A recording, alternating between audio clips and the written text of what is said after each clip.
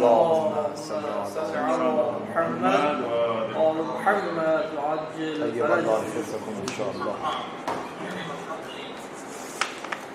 أعوذ بالله من الشيطان الرجيم. بسم الله الرحمن الرحيم. الحمد لله رب العالمين. الصلاة والسلام على أشرف الأنبياء والمرسلين حبيب إله العالم أبي القاسم المصطفى محمد. اللهم صل على محمد وآل محمد صلى الله عليه وعلى أهل بيته الطيبين الطاهرين سيما بقية الله في الأرضين واللعن الدائم على أعدائهم أجمعين من الآن إلى لقاء يوم الدين. اللهم نور قلوبنا بالقرآن ووفقنا للعمل به. لا حول ولا قوة إلا بالله العلي العظيم. عرض سلام دارم محضر شما حضار گرانقدر و عزیزانی که از طریق فضای مجازی صدا و تصویر ما رو دریافت میکنن. به این بزرگواران هم از سلام دارم. انشاءالله خدای متعال رو قسم میدیم به حق اولیای گرامش هم توفیق فهم دین را به ما مرحمت بفرماید و هم توفیق عمل به دین را هم بعد از معرفت محبت بفرماید به برکت صلوات بر محمد و آل محمد.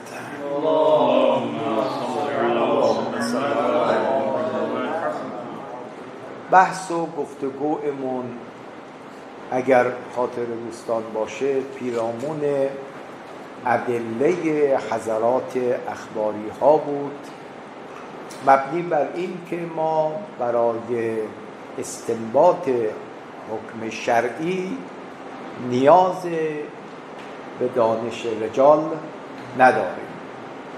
دلیل اول اونها عرض شد و نقدی هم که بر این دلیل بود بیان کردیم. رسیده بودیم به دلیل دوم. فرمودن که قول رجالی که میگوید فلان راوی موثق است یا فلان راوی موثق نیست از دو حال خارج نمی باشد.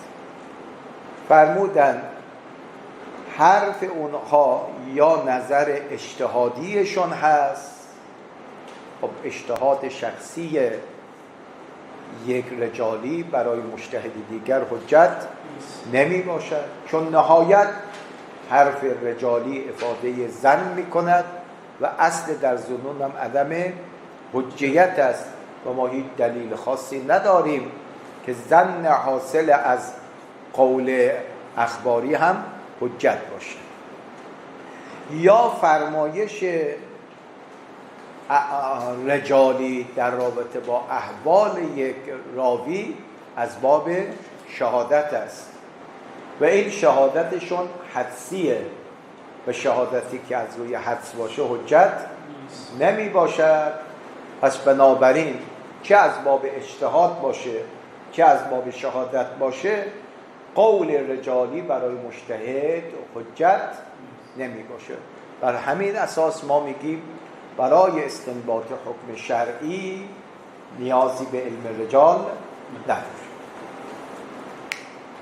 اما نقدی که بر این دلیل وارد می باشد از چند جهت می باشد. اشکال اولی که بر این دلیل وارد است این است که با این دلیل شما بر فرض قبول، یعنی اگر ما دلیل شما رو بپذیریم بر فرض قبول عدم حجیت قول رجالی ثابت می شود، اما عدم نیاز به علم رجال ثابت نمی شود. اگه دوستان نوشتن از بیرون دقت کنید.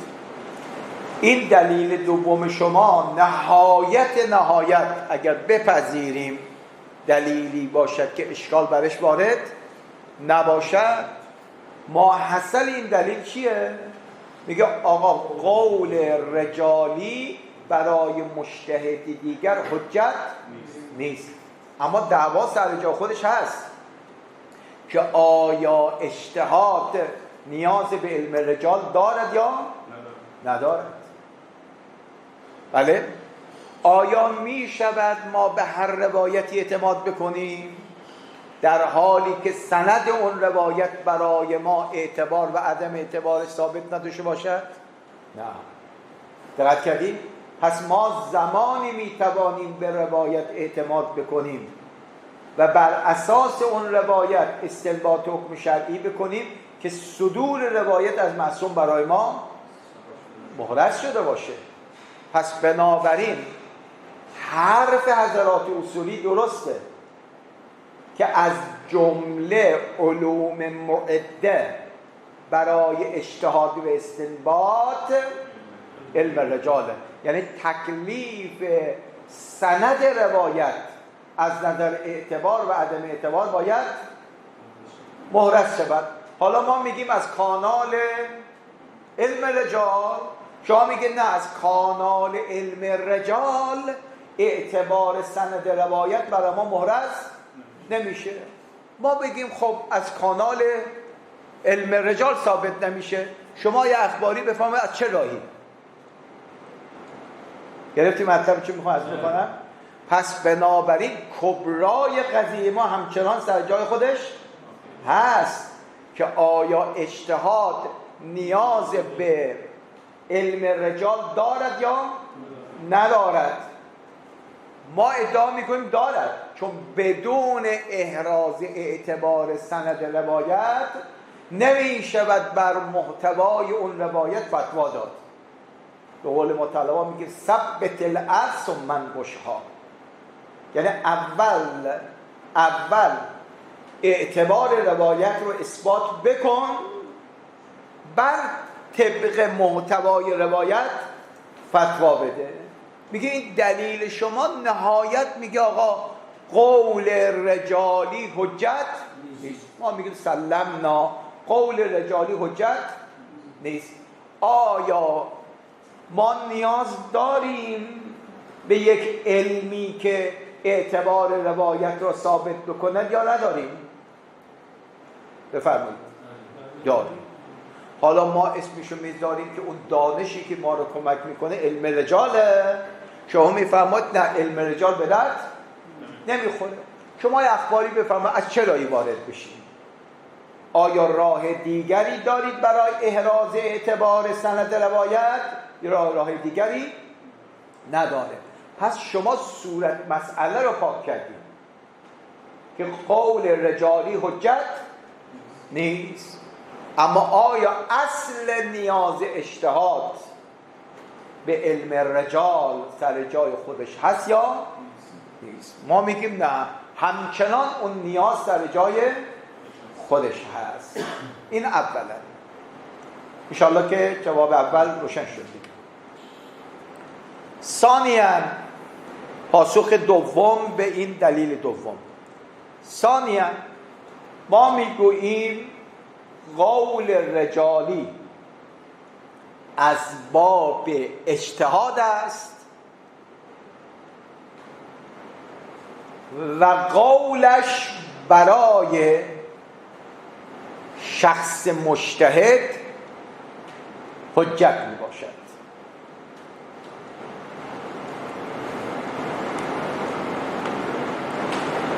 دلیل بر مسئله ما میگوییم قول رجالی، خوب عنایت کنید اینا رو یادداشت کنید، قول رجالی برای مجتهد دیگر از باب خبر واحد عادل حجت است.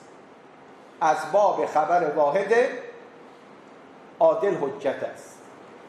همانند مهم، همانند قول لغوی برای مجتهد. درست شد؟ از باب رجوع غیر متخصص به متخصص. شما چرا میگید تو فهم الفاظ روایات مجتهد باید رجوع کند به اهل لغت؟ از چه بابه؟ از باب این تخصصی که داره، زحمتی کشیده تو این فن در موضوع شناسی. قول ایشون برای مجتهد حجت می باشد. اینجا میگیم که آقای رجالی بفرمایید زحمت فراوانی کشیده در رابطه با احوال یک راوی که در طریق روایت است، پیرامون احوال او چا کرده؟ فحص و جستجو کرده. بالاخره به این نظیر رسیده که فلان راوی ثقه هست یا فلان راوی ثقه نیست. آیا این حرفی که جناب رجالی میزند از باب تخصص هست یا نیست؟ بله؟ به این یک نفری که عمرش رو صرف کرد از این که احوال روات رو به دست بیاره، با منی که اصلاً پیرامونی مسائل زحمت نکشیدم، آیا من نسبت به این آقایی که زحمت کشیده جاهل هستم یا نیستم؟ بله؟ حالا میخوام در رابطه با سند یک روایت اظهار نظر بکنم، این سند معتبر هست یا معتبر نیست. میگیم بنا بر نظر جناب کشی در رجالش فلان راوی چیه؟ ثقه هست. چرا؟ چون آقای کشی تو این زمینه کار کرده، متخصصه. پس همانطوری که قول لغوی حجت است برای مجتهد، قول رجالی هم به عنوان یک متخصص حجته. پس چرا شما میگید اجتهاد لغوی برای مجتهد حجت است ولو زن آور باشه، اما قول اهل رجال حجت نباشه؟ جناب لغوی معنای مستعمل فی الفاظ رو کشف کرده، آیه رجالی چیکار کرده؟ احوال روات حدیث رو زحمت کشیده به دست آورد. میگه به این دلیل به این دلیل به این دلیل علی ابن ابراهیم حجته، به این دلیل به این دلیل فلان راوی حجت نیست. بی جهت که داره حرف نمیزنه، میگه بر اساس دریافتهای من، زحماتی که کشیدم، محصول زحمت من اینه. پس ما شق اول رو میگیریم. شما گفتید که این حرف رجالی از باب اجتهاد باشه، اجتهاد او برای مجتهد دیگه حجت نیست. بله، اونی که شما گفتید اجتهاد یک مجتهد در استنباط حکم شرعی است که برای مجتهد دیگر حجت نمی باشه، اما اجتهاد یک متخصص در احراز موضوعات، دقت فرمودید، این برای مجتهد دیگر حجت می باشد، همانند قول لغوی که برای مجتهد دیگر حجت بوده است. سلام استاد، خسته نباشید. سلام علیکم. استاد باشید، علما در مورد رجال مبانی مختلفی داره، یعنی اختلاف داره در رجال، درسته؟ البته در همه مبانی مختلفی داره.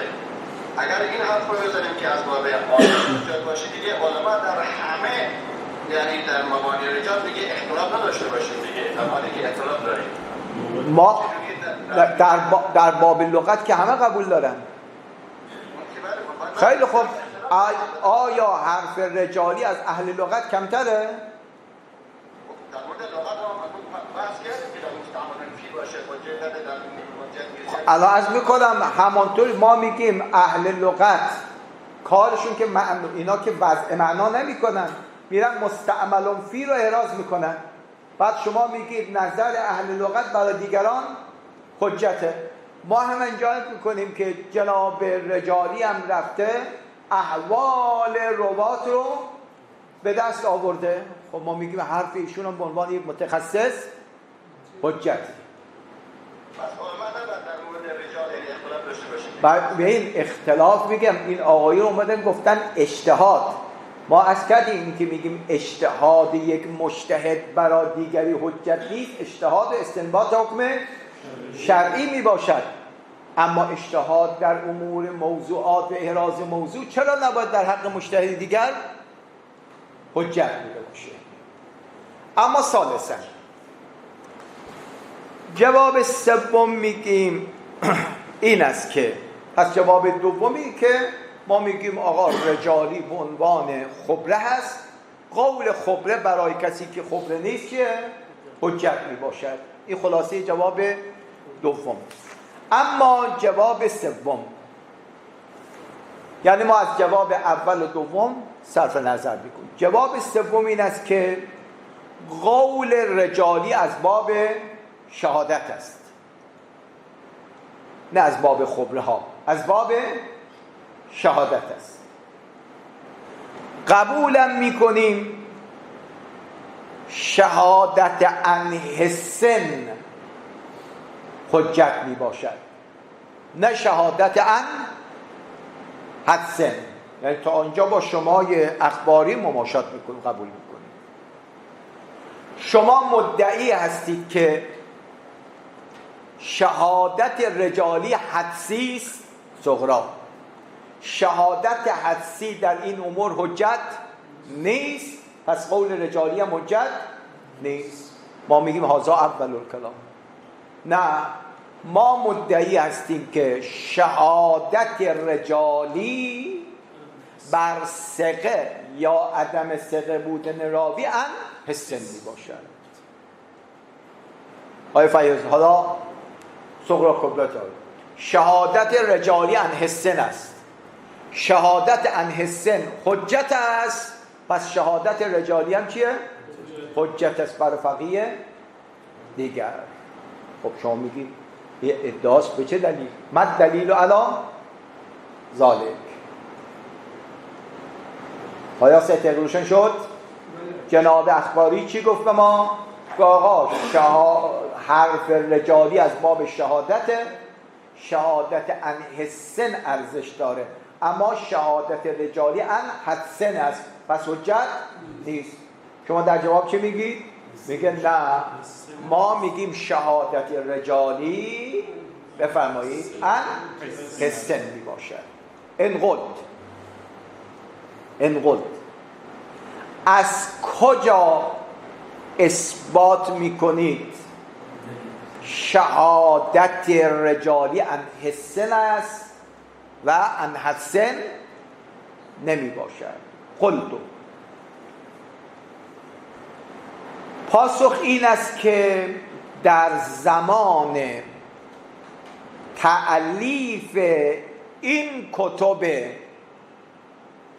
رجالیه در دست ما، کتاب رجالیون متقدم وجود داشته است و رجالیون متأخر با رجوع به کتب رجال متقدم ان حسن وثاقت راوی را احراز کردند، آنگاه شهادت دادند. پس شهادت اصحاب کتب رجال ان حسن می باشد، نه ان حدسن. ببینید جناب کشی، شیخ توسی، دیگران بله تو قرن 4 و 5 به بعد بودن. خب اینا وقتی میخوان شهادت بدن میشه شهادت ان حدسه، ولی ما معتقدیم که قبل از اینها کتب رجالی دیگر بود، کتب رجالی که در عصر معصوم بودن. دقت کردید؟ این رجالی های متأخر با مراجعه به کتب متقدمین آمدن شهادت میدن فلان راوی ثقه هست یا ثقه نیست. سوال بعدی، این سوال بعدی مهمتره. این پله پله داریم میریم جلو که بگیم شهادت رجالی ها شهادت انحسن نیست. وقتی انحسن باشن رجالی زمان معصوم انحسن این روات رو میشناخت، احوالشون رو اومده در کتاباشون آوردن. رجالی متأخر که الان کتبشون در دست ماست با مراجعه به کتب اونها آمدن شهادت میدن فلان راوی ثقه هست یا ثقه نیست. پس شهادتشون انحسن میباشد اما معل واسطه، چون گروه متقدم انحسن اینا رو احراز کردن. شما هم با مراجعه به کتب آنها دارید الان شهادت میدید. سوال یا انقلت دوم، انقل شما از کجا میگویید قبل از کتب رجالی معروف کتب رجالی دیگر هم بوده است و این اصحاب کتب رجال انحسن کتب رجال متقدمین را دیدن و درباره ثقه یا عدم ثقه بودن راوی شهادت میدهند.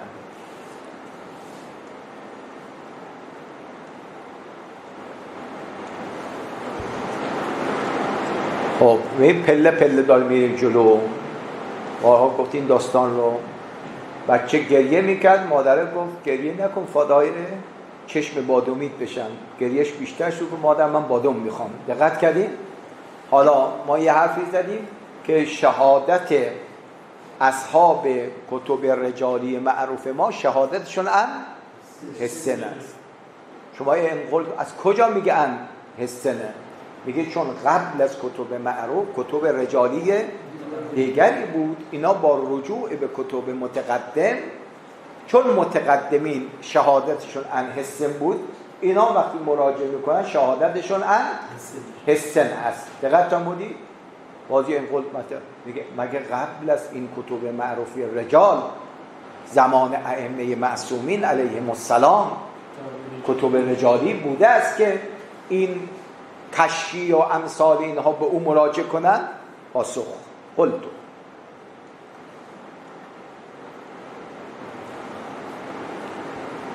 مرحوم شیخ طوسی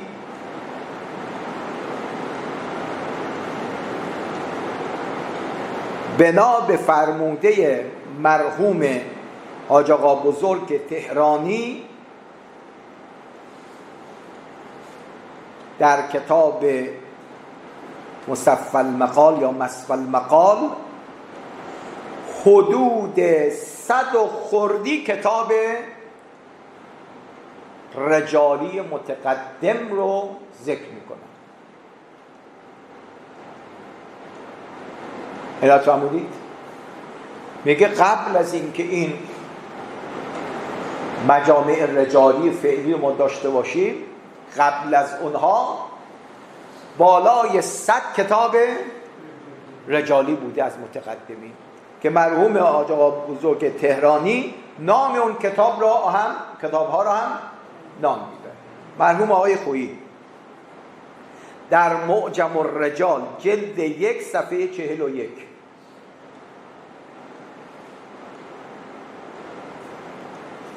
و قد بلغ عدد الکتب الرجالیه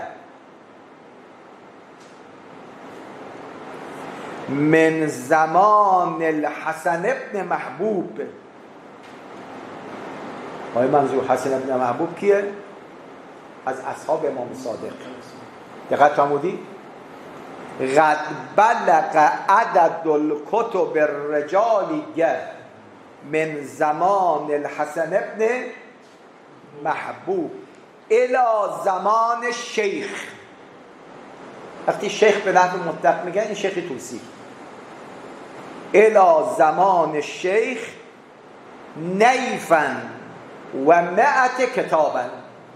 نیفا و مئت یعنی 100 و خردی کتاب وجود داشت. کی؟ از زمان حسن ابن محبوب که از اصحاب امام علیه السلام بوده.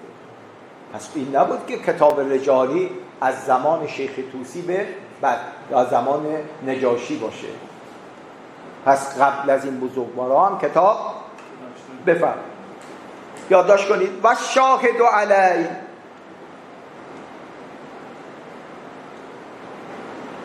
نمونه های از قبیل این عبارت در کتب رجالی متقدمین هست. ببین مرحوم نجاشی وقتی نسبت به یک راوی میاد اظهار نظر میکنه، منبع سخن خودش رو هم ذکر میکنه. معلومه پس اون کتاب رجالی نزد نجاشی بوده است. این عبارت رو نگاه کنید. ذکره اصحابنا فی الرجال. ذکره اصحابنا فی الرجال. یادداشت کنید این عبارت و امثال این عبارت در کتاب جناب نجاشی هست.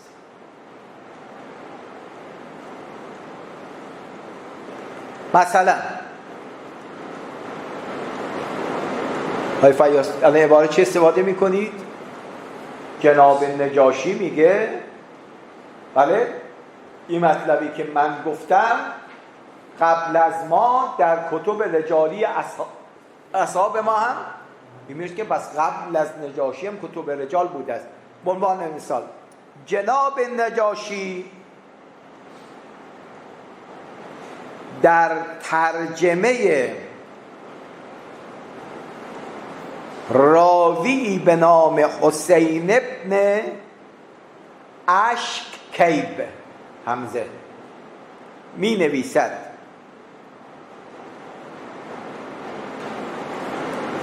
ذکره. آیا منظور ضمیر ذکره به کی برمیگرده؟ همین حسن ابن اشکیب رو یادآوری و ذکر نموده. حالات این حسن ابن اشکیب را کی یاد نموده؟ ذکره ابو عمرو فی کتابه الرجال فی اصحاب ابی الحسن صاحب العسکر علیه السلام.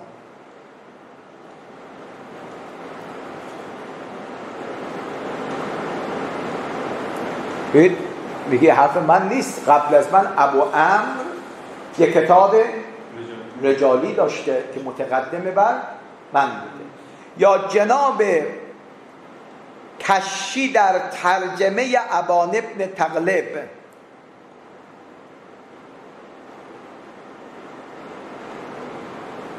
می نویسد و ذکره ابو زرعه با خط نتس کن رزه ابو زرعه الرازی با زه فی کتابه. میگه این حرفی که من در رابطه با ابان ابن تغلب میزنم بفرمایید ابو رازی هم در کتاب رجالش نوشته است. پس بناء علی هذا رجوع به قول رجالی برای مجتهد هیچ مشکلی ندارد. یا از باب رجوع غیر متخصص به متخصص که جواب دوم بود، یا از باب شهادتشون حسنی بوده باشه. پس دلیل دوم اخباری ها هم به نظر میرسد که صحیح نباشه. دلیل سومشون دلیل سومی که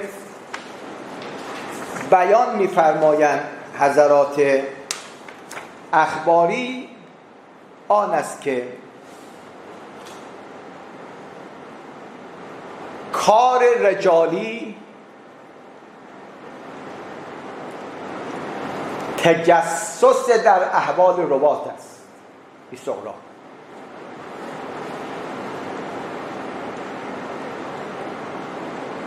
تجسس در احوال دیگران به حکم قرآن منهیون ان هست ولا تجسسوا در سوره حجرات. پس بنابراین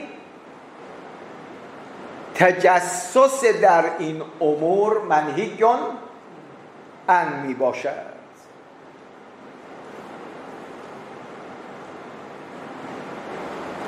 از شما سوال میکنم کاری که منهیون ان باشه حجته؟ بله؟ شما ببین حرف اصحاب رجال میکنید، میگه فلان راوی کذابون فاسقون فاسدون. ای بابا رفتی گشتی آخر داری از فلان راوی بدیشو به من منتقل میکنی. قرآن میگه ولا تجسسوا در احوال شخصی همدیگر تجسس نکنید. آقای رجالی متجسسه، دقت کردید؟ متجسسه در احوال دیگرانه. شارع هم این عملشو نهی کرده.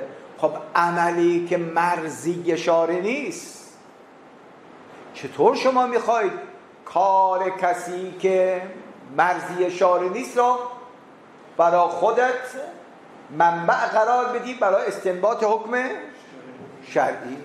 باید راهی برید که مرضی شارع باشه. این منبع مورد رضایت شارع نیست. روشن شد؟ پس کار رجالی تجسس است. تجسس به حکم قرآن منهیون ان هست و کار رجالی منهیون ان باشه. هر چیزی که منهیون ان باشه مغضوب شارع است و شما با یک عمل مغضوب نمیتوانید کمک بگیرید برای استنباط حکم شرعی. بله، این فرمایش رو مرحوم صاحب حدائق در جلد 1 صفحه 24 فرموده. خب چی به ذهنتون میرسه؟ برای یک امر بزرگیه، یعنی مقدمه است برای یک امر. ما میخوایم قول شارع را مثلا ازدواج، یک کسی که میخواد ازدواج بکنه در مورد مثلا آقا یا دختر تفحص بکنه برای اینکه اون امر ازدواج بعدیش مهمتره. بله، خیلی اهمیتش برای اون به دست آوردن اون بسیار. اما بله اینجا مثلا نه این مسئله محض باشه اما یک مسئله اقوا باشه. اون دیگه اینجا تجسس چیز دیگه نهی نداره. از اون ما روایت داریم که لاحول در قوانین این معیار به از نسل بعض نمونه در مورد روایت سقه، یعنی بررسی کنید تجسس کنید روایتش سقه رو باید بگیرید. بله بسیار. اولا خود شارع مقدس در مواردی این تجسس را اجازه داده است. مانند داریم در کتاب باب شهادت، مانند برملا کردن معایب شهود مدعی در باب مرافعات برای خروج از عدالت. بله، مدعی اومده بی جهت ادعا میکند مالکیت یک مال. خب شما میگی خدمتتون البینة للمدعی. این آقای مدعی دستش هم بازه، میره 2 نفر شاهد را که اصلا صلاحیت شهادت رو ندارن، میگه آقا این مبلغ پول یا یه شهادت بده تمام. دقت فرمودید؟ در روایت داریم کسان دیگری که از ویژگی‌های این شهود غیر عادل خبر دارن میتوانند بیا به قاضی شهادت بدن که این آقایان شاهد صلاحیت شهادت رو ندارن، یعنی عیوبشون رو بلا بکنن. پس بنابراین این که قرآن میفرماد ولا تجسسوا کلیت نداره. بله تجسس در امور شخصیه، بله در امور شخصی، اما در بعضی موارد که امر مهم باشه خود اهل بیت این امر را دارن. ثانیاً قرآن در سوره نبأ فرمود ان جاءکم فاسق بنبأ، بفرمایید فتبینوا یعنی چی؟ تفحصوا تجسسوا.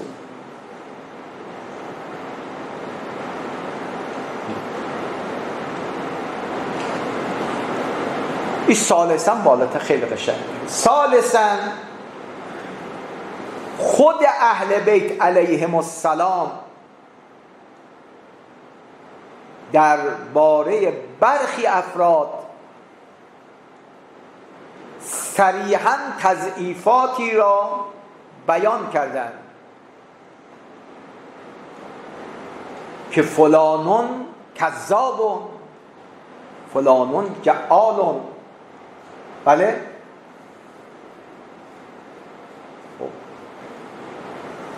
ما دیگه کاسه از آش داختر نباید باشیم.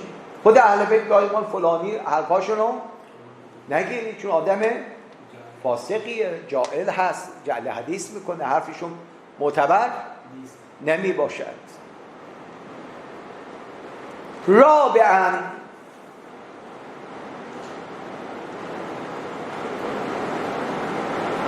بر فرض قبول حرمت کلی این موارد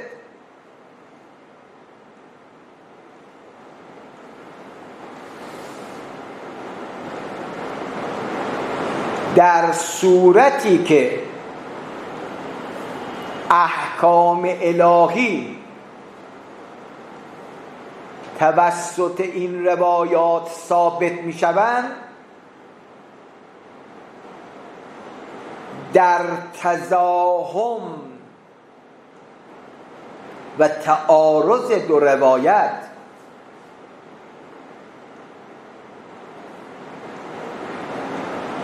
وظیفه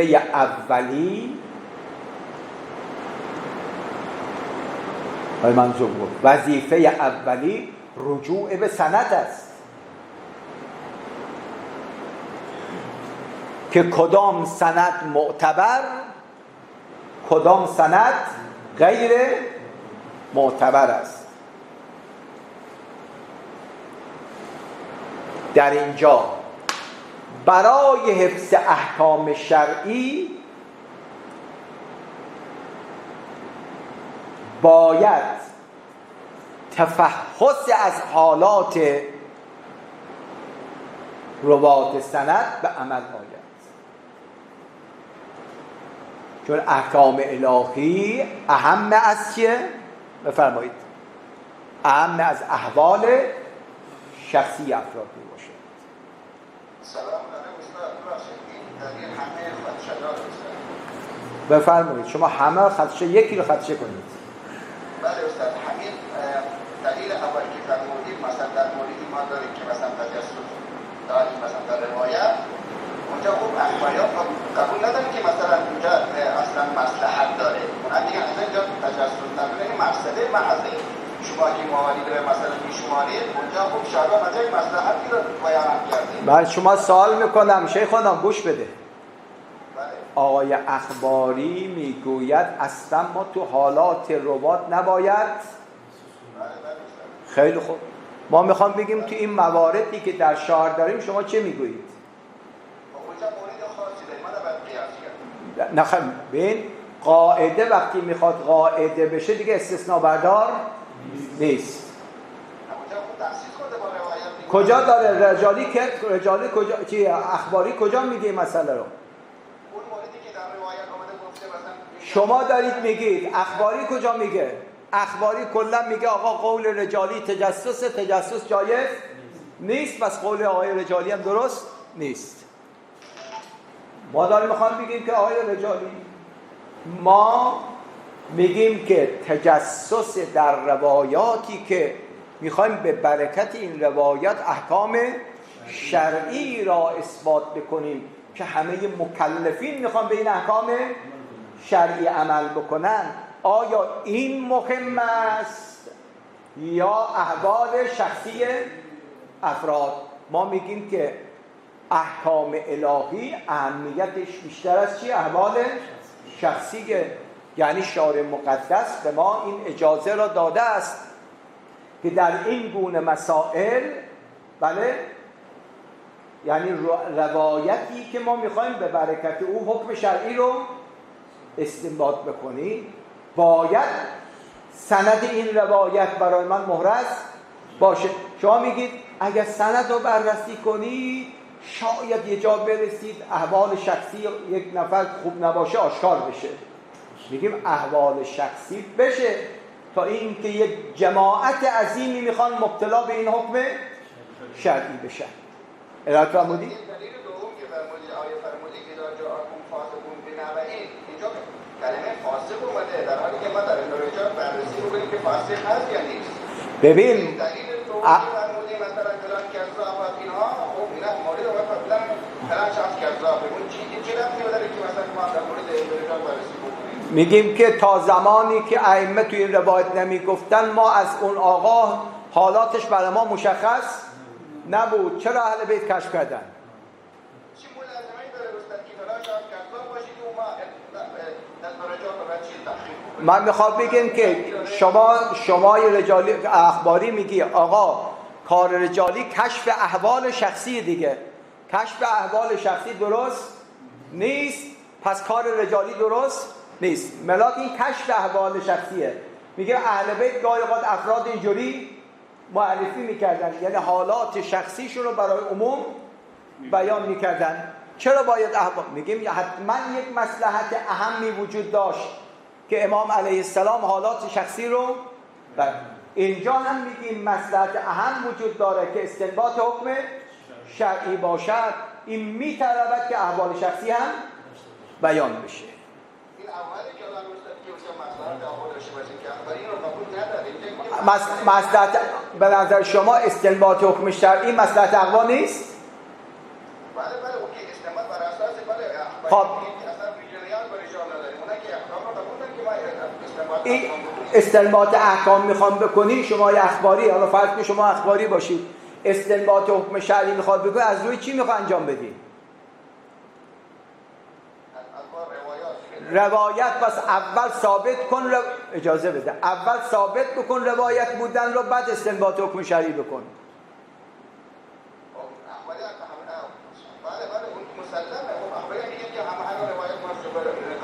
اون که دلیل اول بود رد کردیم. اون که دلیل اول بود که اونا گفته تمام روایات کتب اربعه ما چیه؟ حجت، ما ردش کردیم. الان ما داریم این دلیل رو میخونیم، دلیل سوم را که شما میگید که چون به احوال شخصی میرسیم پس در رابطه با سند روایت گفتگو نکنیم. من از شما اخباری سوال میکنیم خب اگر من به سند روایت نپردازم اصلا روایت بودن روایت برای من محرز نیست. پس شما از یک آقا جان میگم این دلیل اول بود که ما رد کردیم. کجا بود شما؟ دلیل اولشون این بود که چون تمام روایات کتب اربعه ما حجته، ما اصلا نیاز به حرف نداریم چون تحصیل حاصله که ردش کردیم. حالا ما داریم دلیل سوم برای شما میخونیم که اینا میگن یکی از دلیل هایی که ما داریم که ما نیاز به علم رجال نداریم چون علم رجال فحص از احوال شخصیه است. فحص از احوال شخصیه جایز نیست، پس دنبال رجال رفتن درست نیست. ما داریم عرض میکنیم که آقای رجالی با همه احترامی که بر شما قائلیم، شما حکم شرعی رو میخواد از کی صادر کنید؟ از روایت. بله، استنباط حکم شرعی از روایت فرع بر اثبات روایته. یعنی تا روایت بودن روایت ثابت نباشد استنباط حکم شرعی. خب اثبات روایت بودن روایت به چیه؟ که رجال حاضر در سند خدمتتون از کنم که وثاقتشون برای ما ثابت بوده باشه و اینم لا یحصل الا به علم رجال. خب اینم خدمتتون از کنم که دلیل سوم و نقد دلیل حدود در بله؟ همه دلیل علیه. خب ما میخوایم که همه دلیل‌های اخباری علیله. ما وظیفه داریم که خدمتتون از کنم. ببین آقا جان، حرف زدن که معونه نداره، حرف با دلیل بزن. من الان به شما دارم میگم که آقای اخباری اینو میگه، شما میگید نه اخباری میگه همه روایات ما میگه بابا این دلیل اول بود من ردش کردم، بیا الان این دلیل سومش رو رد بکن. شما باز میروید باز به دلیل اول. بله.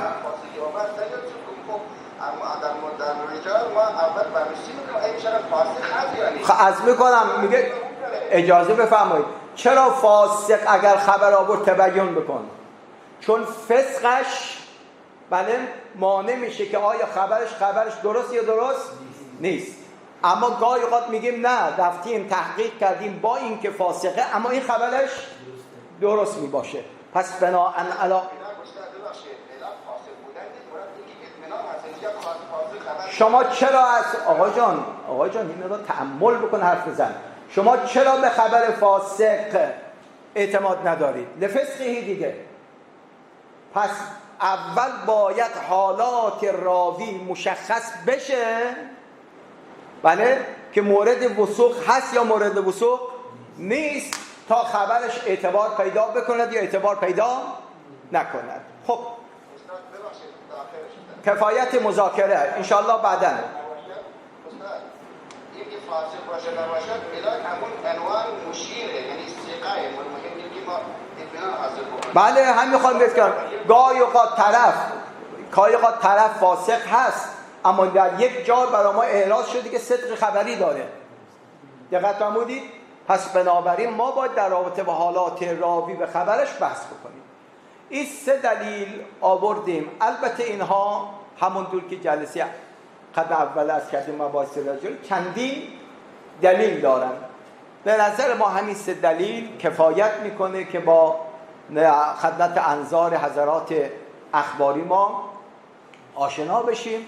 ما 3 دلیل مهم بهشون رو ذکر کردیم و به نظر ما هیچ یک از این 3 دلیلشون صحیح نمی باشد. انشاءالله اگر خدا عمری به ما مرحمت بکنه در جلسه آینده میخواییم در رابطه با کتب رجالی با هم به گفتگو بنشینیم که آیا ما در میان اهل سنت هم مباحث رجال و کتاب رجال داریم یا نداریم، در میان اصحاب امامیه ما کتب رجالی داریم یا نداریم، آیا این کتب رجالی خدمتتون از کنن که در یک عرض هستن یا نه کتب رجالی هم در طول همدیگر هستن. یعنی برخی از کتب رجالی هستن که در درجه عالی قرار دارن. تا زمانی که اون کتب رجالی باشد ما به کتب رجالی متأخر رجوع نمی کنیم. انشاءالله جلسه آینده موضوع بحث ما معرفی اصحاب رجالی مشهور شیعه و کتب رجالی شیعه خواهد بود به شرط حیات و سلامت و توفیق انشاءالله. و صلی الله علی سیدنا محمد و آل محمد. موفق باشید انشاءالله.